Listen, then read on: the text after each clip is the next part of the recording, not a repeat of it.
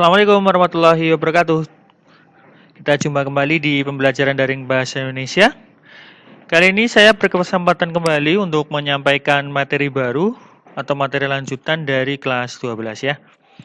Kalau pada pertemuan kemarin, kalian semua saya pelajari tentang unsur intrinsik novel. Sekarang kita belajar tentang unsur ekstrinsiknya ya.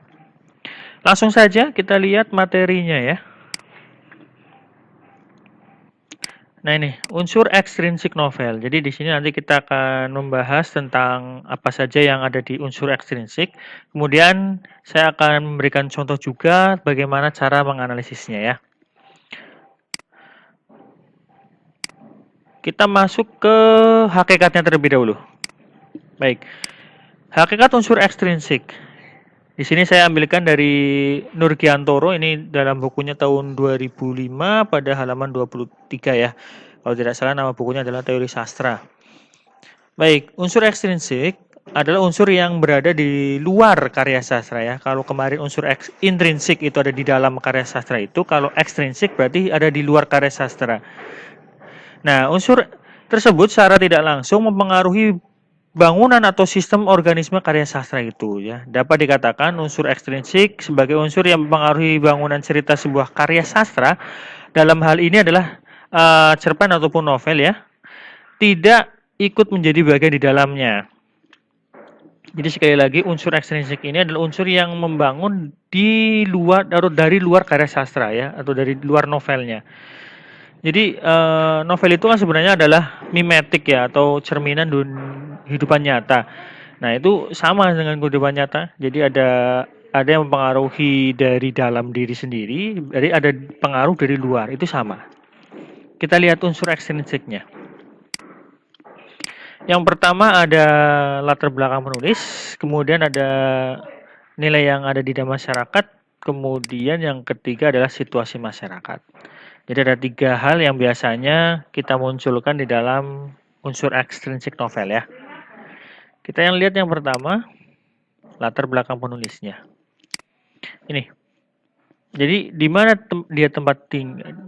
dia tinggal, latar belakangnya apa, keluarganya dari mana, ini sangat berpengaruh kepada tulisannya ya. Hal ini karena biasanya menggambarkan pandangan atau pemikiran penulis mengenai masalah-masalah yang ia ceritakan dalam novelnya. Dengan mempelajari latar belakang pengarang, kita juga bisa mengetahui motivasi pengarang saat menulis novelnya. Nih, analisisnya. Cerita ini dipengaruhi oleh latar belakang pengarang yang berasal dari Makassar, sehingga pengarang tahu betul bagaimana kondisi cerita yang diambil dengan mengambil budaya yang ada di Toraja. Seperti budaya memakamkan bayi yang meninggal sebelum gigi mereka tumbuh di sebuah pohon tara. Selain itu ada juga budaya menikah yang memiliki aturan untuk memberikan 12 kerbau dewasa sebagai syarat untuk menyunting si mempelainya. Seperti itu. Jadi ada pengaruhnya ya. Jadi di mana dia tinggal, pendidikannya apa, keluarganya seperti apa, lingkungannya seperti apa, itu sangat berpengaruh kepada tulisan-tulisan yang ditulis oleh penulis novelnya. Ini adalah latar belakang penulis ya. Kita lihat yang kedua, nilai yang ada di masyarakat. Jadi nilai-nilai yang terkandung di dalam masyarakat itu pun sangat berpengaruh teman-teman. Ya, jadi ada nilai sosial, budaya, agama, ekonomi, politik. Ini juga akan secara tidak langsung itu ikut di dalam sebuah novel ya, secara tidak langsung. Kita lihat contohnya. Ini saya ambilkan dari novel Hafalan Surat Delisa.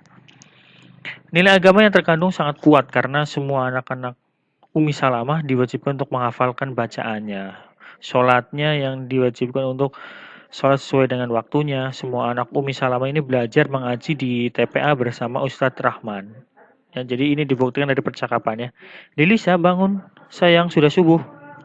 Nah, di sini sangat mencerminkan sekali nilai agama yang ada di dalam novel Hafalan Surat Delisa. Kalau sudah membaca novel ini, saya kira sudah paham tentang ceritanya ya. Bagaimana religinya atau kental sekali nilai agama yang ada di sana.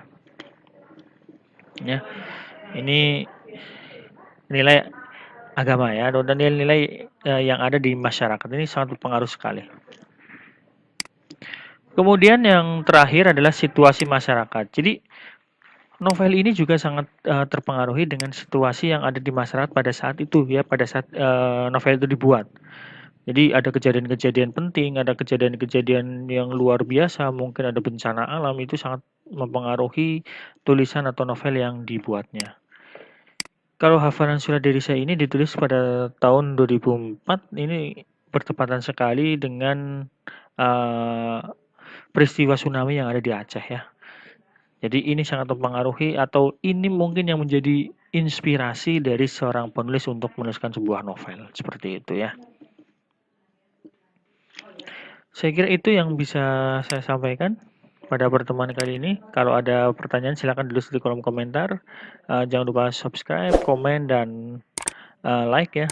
Dan jangan lupa untuk share video ini kepada teman-teman yang lain. Semangat belajar, tetap jaga kesehatan, patuhi protokol-protokol kesehatan, dan saya akhiri. Assalamualaikum warahmatullahi wabarakatuh.